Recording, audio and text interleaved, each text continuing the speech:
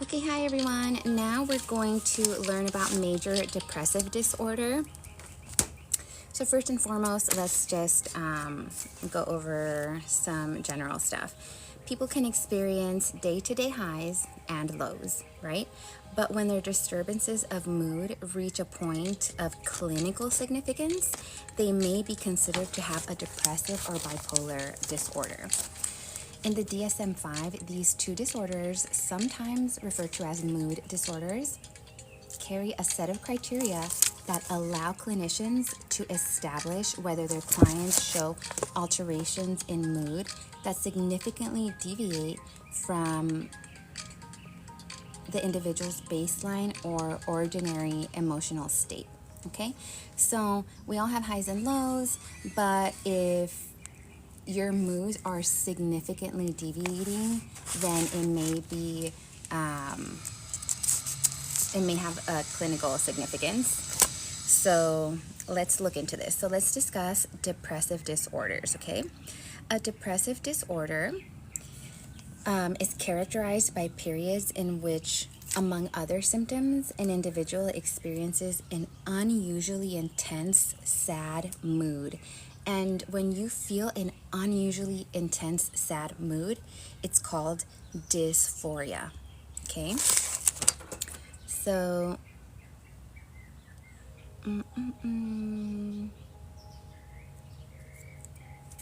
let's highlight this. A depressive disorder is characterized by periods in which, among other symptoms, an individual experiences unusually sad mood, known as dysphoria, okay? So, major depressive disorder.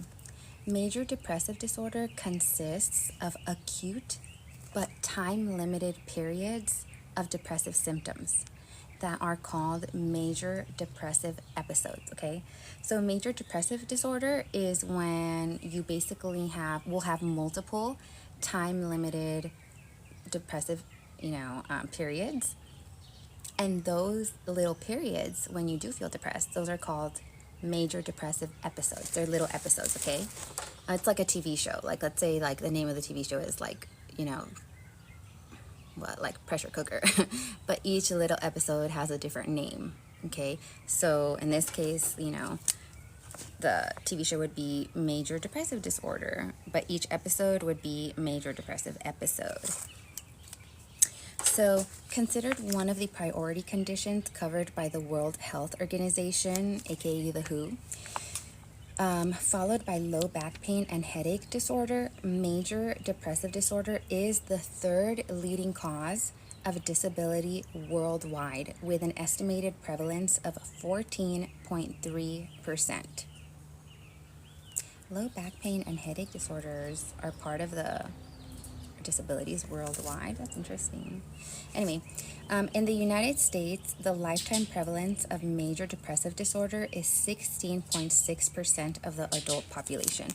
So basically, 16.6% of adults in the United States will experience major depressive disorder throughout their entire life. Okay, that's what that means. As shown in Figure 1, the 1-year prevalence of major depressive episode is estimated to be 7.1% of all adults in the United States. Okay, 1-year prevalence of major depressive episode. Wow, so does this mean like they're having a major depressive episode for one entire year? Because that is so rough. Females have higher rates of major depressive episodes than males, and the 18 to 25-year-old age group had the highest rates. That is so interesting, because you'd think that, 18 to 25 would be some of the best years of your life. That's interesting. Furthermore, despite their exposure to more stressors, including inequality and discrimination, Blacks had lower incidences of depression than whites did, a phenomenon known as the black-white paradox. Interesting. Okay, so Black people experience more stress. They experience discrimination, inequalities, and white people are not exposed to as many stressors as black people. However, white people seem to have more incidences of depression than black people. So they call it the black-white paradox because it's, it's surprising. Okay, among midlife and older white people, the increases in depression rates appear to be tied to financial stress. Okay. Increases in depression for young people appear to be tied to such stressors as cyberbullying and problematic social media use. Wow. Midlife and older white people, money probs. Young people, cyberbullying and social media. That sucks. Age differences in the nature of reported symptoms may also influence prevalence statistics, in that depressive symptoms may be reported as physical rather than psychological concerns in older adults. Okay, so older adults, instead of being like, I'm depressed or whatever, they may be like, I'm so tired. I'm just like, they think it's like something physical going on with them. Okay, they're not gonna come out and just be like, I feel so sad. Okay. Let's see what else. Let's read about persistent depressive disorder, also referred to as dysthymia. Dysthymia, persistent depressive disorder, okay? The mood disturbance occurring with major depressive disorder may take a chronic enduring form, okay? So if it's chronic and enduring, then it's called dysthymia. People with persistent depressive disorder, aka dysthymia, have for at least 2 years, if you're a kid or an adolescent, it would be at least 1 year, a more limited set of the symptoms that occur with major depressive disorder, including sleep and appetite disturbances, low energy or fatigue, low self-esteem, difficulty with concentration and decision-making, and feelings of hopelessness. Oh,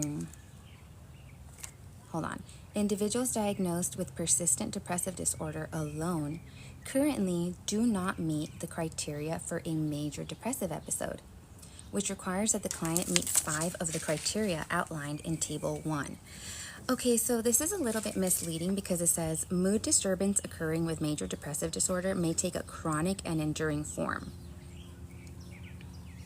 Oh, okay. So it's saying major depressive disorder is chronic and enduring. Major depressive disorder is chronic and enduring. But a less severe mood disturbance, where they don't have like a major depressive episode, but for adults for 2 years, or kids and adolescents for 1 year, even though they're not experiencing major depressive symptoms, they still feel they have disturbances in sleep and appetite, low energy or fatigue. They have low self-esteem, difficulty concentrating, difficulty making decisions, and they feel hopeless. But it's not a major depressive episode. Okay, so then they're not diagnosed as having major depressive disorder. They would be diagnosed as having persistent depressive disorder. So it's like a long-term version of depression, but not like extremely severe episodes like with major depressive disorder. Because remember, major depressive disorder is like severe time gaps when like for a certain amount of time you're just like severely depressed. Okay, persistent depressive disorder, dysthymia, is like a long term, okay, 1 year for kids, 2 years for adults minimum, of feeling like depressive symptoms. Okay, let's move on. Prevalence data reported from the United States National Comorbidity Study publication estimated a lifetime rate of 2.5% of the adult population. Okay, so 2.5% of adults have persistent depressive disorder, dysthymia, where like they're, for at least 2 years at a time, they are just like not feeling their best. You know, they're lost their appetite. They, you know, they're not sleeping, have a hard time making decisions. It's just like brain fog, like constant brain fog. So the 12-month prevalence for dysthymic disorder based on this study was estimated at 1.5% of the U.S. population, with almost half of these cases classified as severe. That is so confusing, because if it's severe, then why isn't it major depressive disorder? I think because it's too long lasting. More recently, a population study conducted in Finland reported the same lifetime prevalence of 2.5%, with a range for adult males of 1.3 to 2.5%, and for females of 2.2 to 3.8%. Okay. So for females in Finland, 2 to 3.8% of them are depressed, like for 2 years or more. Okay, less so in males. As in major depressive disorder, in dysthymic disorder, the symptoms take on a different form among older adults, who are more likely to report disturbances in physical than in psychological functioning. All right, friends, I'm kind of going to dissect this, and then when I come back, we'll discuss disruptive mood dysregulation disorder, so DMDD.